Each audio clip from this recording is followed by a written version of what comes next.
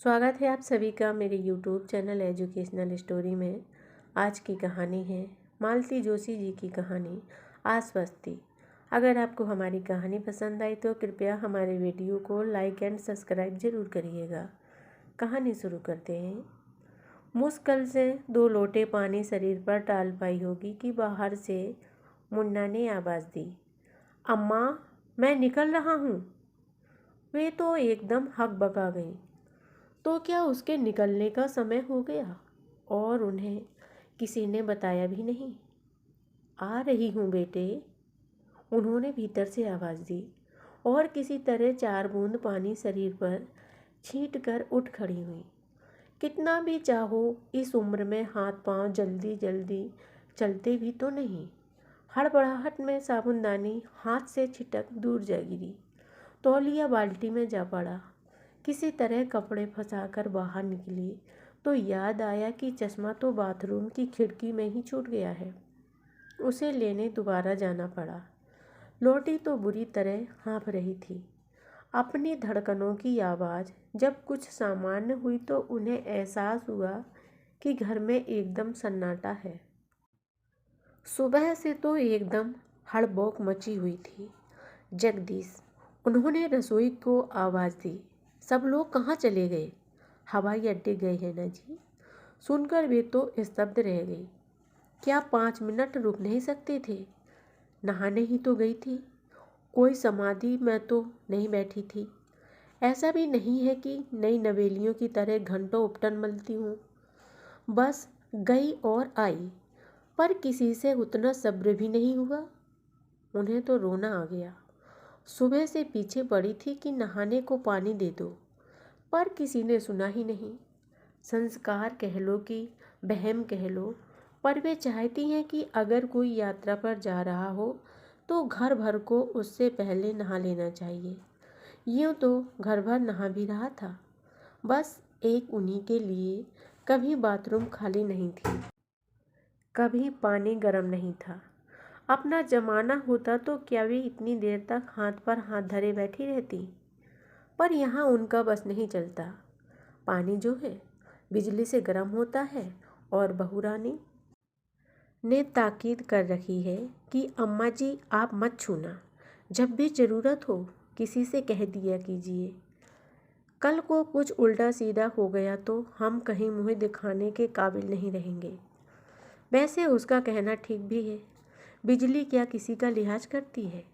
इसीलिए तो नौकरों की चिचोरी करनी पड़ती है।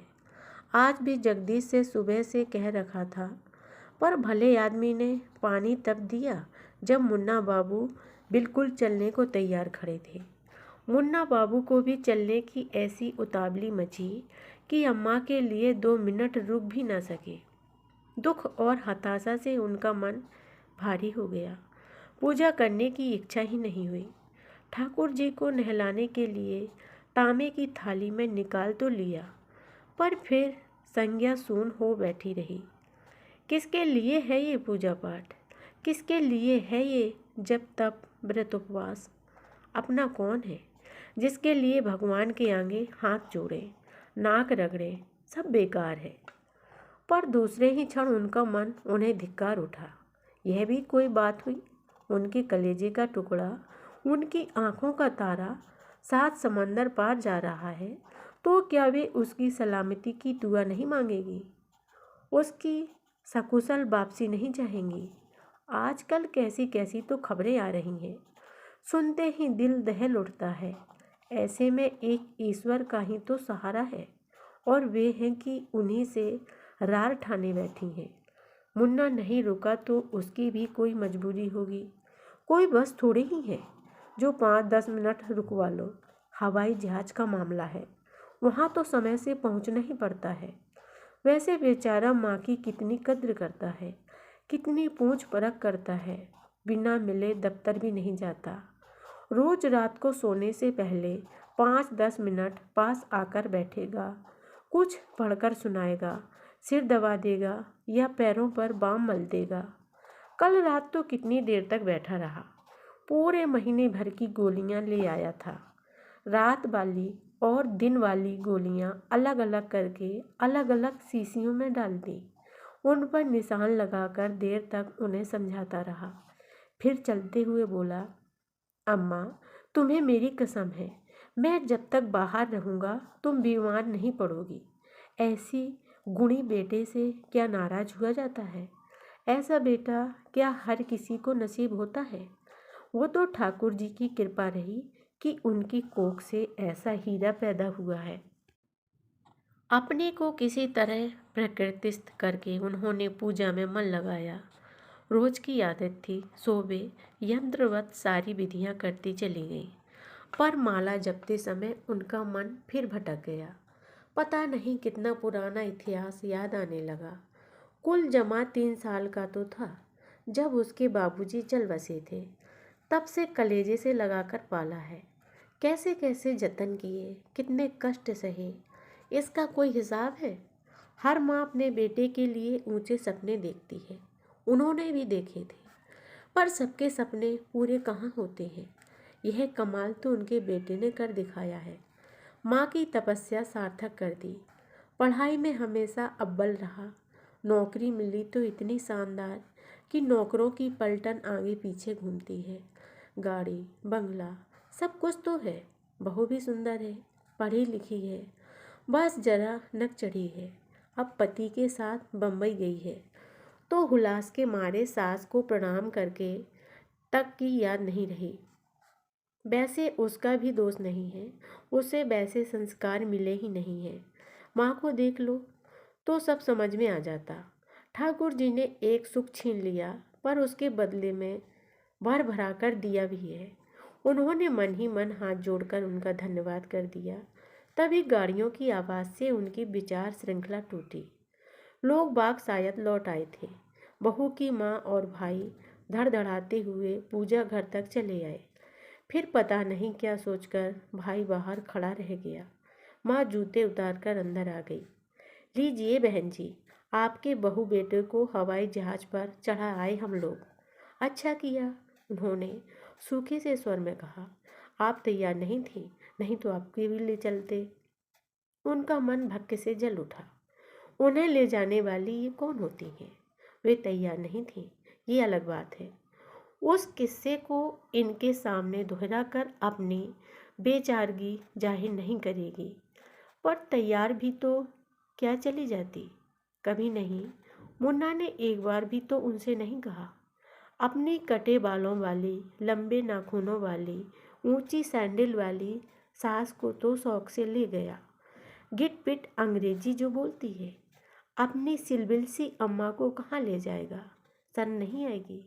अपने आहत अभिमान को मन में छिपा कर बोली, हम तो कभी किसी को छोड़ने नहीं जाते। हमें अच्छा नहीं लगता, हम तो घर से ही विदा कर देते हैं।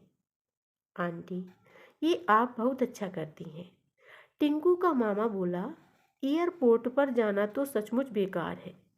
भीतर तो जाने नहीं देते, बाहर से ही टाटा करना पड़ता है। फिर ना लौटते बनता है, ना खड़े रहते, बस जाली में से टुकुर टुकुर देखते रहो। आप होती तो परेशान हो जाती। समधिन ने मनुहार की, आज खाना हमारे साथ खाइएगा, अकेले में मन नहीं लगेगा। मैं तो हमेशा से अकेली ही थी बहन, अब तो आदत हो गई है। अपनी बहुरानी हमें जताकर गई है। मैं तो मनीष को छोड़ने सीधे बम्बई पहुंच रही थी, पर माया ने फ़ोन किया कि मम्मी आप यहीं आ जाओ, आप रहोगी तो हमें अम्मा जी की चिंता नहीं रहेगी। मैं इनके साथ बम्बई जा सकूंगी। समझ लीजिए कि एक तरह से वह हम पर जिम्मेवारी डाल गई है। समधिन की बातों से दर्प झलक रहा था। उन्हें अच्छा तो नहीं लगा, पर सौम्य और संयंत्र स्वर में बोली, आप इम्तिनान रखें बहन, 2 दिन में मैं कोई दुबली नहीं हो जाऊंगी। आपकी बेटी को शिकायत का मौका नहीं मिलेगा। इसके बाद समधिन क्या कहती, चुपचाप उठकर चली गई। बाद में लगा कि वे सचमुच ठीक कह रही थी। खाने को जरा भी इच्छा नहीं हो रही थी। नियत समय पर आसन चौकी बिछाकर जगदीश उनकी थाली लगा गया, पर वे निश्चल बैठी रही। जब वह दोबारा फुलका लेकर आया तो हैरान होकर बोली, ये क्या माँ जी, आपने तो अभी तक थाली छुई भी नहीं। तबीयत तो ठीक है ना? तबीयत तो ठीक है बेटा, पर पता नहीं क्यों भूखी मर गई है। मन बड़ा खराब हो रहा है। क्यों माँ जी? तुम्हारे साहब मुझसे बिना मिले कभी दफ्तर भी नहीं गए और आज परदेश जाते समय उन्हें अपनी अम्मा से मिलने तक का होश नहीं रहा। आवेग के कारण उनका गला ही रुक गया। जगदीश ने चौकन्नी नज़र से इधर उधर देखा, फिर फुसफुसाकर बोला, हम तो नौकर आदमी हैं हुजूर, कुछ कहते अच्छे भी नहीं लगते, पर अब क्या बताएं। साहब तो बड़ी देर तक आपके कमरे में इंतजार करते रहे, पर माँ बेटी ने ऐसी चिल्लकों मचाई कि क्या बताएं। बोली, क्या एक दिन नहाना धोना देर से नहीं हो सकता? आदमी को समय देखकर चलना चाहिए। बस अपनी गाड़ी रहती है, दूसरों की तो कुछ परवाह ही नहीं है। साहब को यह सब शायद अच्छा नहीं लगा, चुपचाप जाकर गाड़ी में बैठ गए। इस आख्यान के बाद तो सामने रखा खाना जहर लगने लगा, पर सोचा कि नहीं खाएगी तो ये प्राणी दुखी भी होगा और डांट भी खाएगा। अन्य देवता का अपमान होगा सो अलग, इसलिए पहली परस खाकर उठाई। पूरा दिन उन्होंने कमरे में ही गुजार दिया। बहू का भाई कोई फिल्म ले आया था। सारा घर उसी शोर में डूबा रहा। पूरा अमला उसी को देखने में मग्न था। उन्हें चाय भी 6 बजे के बाद नसीब हुई, पर उन्होंने कोई शिकायत नहीं की। शाम को थोड़ा सा लॉन में टहल ली। संध्या बाती की और फिर कमरे में आ गई। रात का खाना उन्होंने एक अरसे से छोड़ रखा है। फल फूल लेती हैं, आज उसके लिए भी मना कर दिया। समदिन ने 2-1 बार संवाद साधने की कोशिश की, पर दोनों की दुनिया इतनी अलग है कि पटरी बैठना मुश्किल था। 10 बजे माला लेकर वे बिस्तर पर आ गई। यह उनका रोज का नियम है। नींद को मनाने से तो अच्छा है राम का नाम ले लिया जाए। थककर मन अपने आप निढाल हो जाता है। वे नाम स्मरण में तल्लीन थी कि जगदीश आकर फ़ोन पकड़ा गया। साहब बात करेंगे। ये फ़ोन आजकल अच्छा चल गया है, कहीं भी पकड़ा दो। कांपते हाथों से उन्होंने कानों पर लगाया। उधर से आवाज़ आई, अम्मा मैं मुन्ना बोल रहा हूँ। कहो बेटे, कैसे फ़ोन किया? उन्होंने सपाट स्वर में पूछा। सुबह तुम्हारा आशीर्वाद नहीं ले पाया था ना? आशीर्वाद तो बेटा मेरा हमेशा तुम्हारे साथ है। तुम फ़ोन भी ना करते तो कोई फ़र्क नहीं पड़ता। हाँ, सुबह अगर 5-10 मिनट रुक जाते तो अच्छा लगता, या मुझे ही अगर पता होता कि तुम्हारा समय हो गया है तो मैं बाद में नहा लेती, पर किसी ने बताया भी नहीं। ओफो अम्मा, इतनी सी बात पर कोई रोता है भला? मुन्ना ने टोका तो उन्हें भान हुआ कि बात करते करते वे रो पड़ी हैं, बाकायदा सुबक रही हैं। सुबह से जो रुलाई कलेजे में जम गई थी, बेटे की आवाज़ सुनते ही उमड़ पड़ी है। अम्मा सुन रही हो ना? हाँ बोलो, उन्होंने घुटी सी आवाज़ में कहा। मैं कोई 1-2 साल के लिए थोड़े ही जा रहा हूँ जो तुम इतना परेशान हो रही हो। महीने भर की बात है और माया तो परसों ही लौट आएगी। तुम कब निकल रहे हो? सुबह 4 बजे की फ़्लाइट है, वहाँ पहुँचकर फिर फ़ोन करूँगा। जब भी समय मिलेगा फ़ोन करता रहूँगा। इस बीच तुम अपना ख्याल रखना, लापरवाही बिल्कुल नहीं करना, दवाइयाँ समय पर लेना। तबीयत जरा भी गड़बड़ लगे तो माया से कहना, वह फ़ौरन डॉक्टर को बुलवा देगी। संकोच करने की कोई ज़रूरत नहीं है। यह तुम्हारा घर है अम्मा, तुम्हारे बेटे का घर है।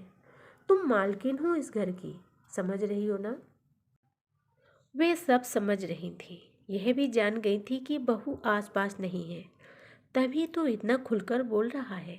उन्हें अच्छा लगा, मन एकदम हल्का हो गया। अच्छा हुआ जो जाने से पहले उससे बात हो गई, नहीं तो यह कसक महीने भर तक मन में लिए लिए वे तो पागल हो जाती। मुन्ना के शब्द कानों में गूंज रहे थे। अम्मा ये तुम्हारा घर है, तुम मालकिन हो इस घर की। वे शान से उठकर बाहर आई। माँ बेटा टीवी से चिपके हुए थे। आप लोगों ने भोजन कर लिया? कब से? मैंने सोचा पता तो कर लूँ। बहू रानी घर में नहीं है तो यह मेरा ही फर्ज बनता है ना। तभी जगदीश दूध के 2 गिलास लेकर कमरे में दाखिल हुआ। गिलास थामकर दोनों ने संकोच से उनकी ओर देखा।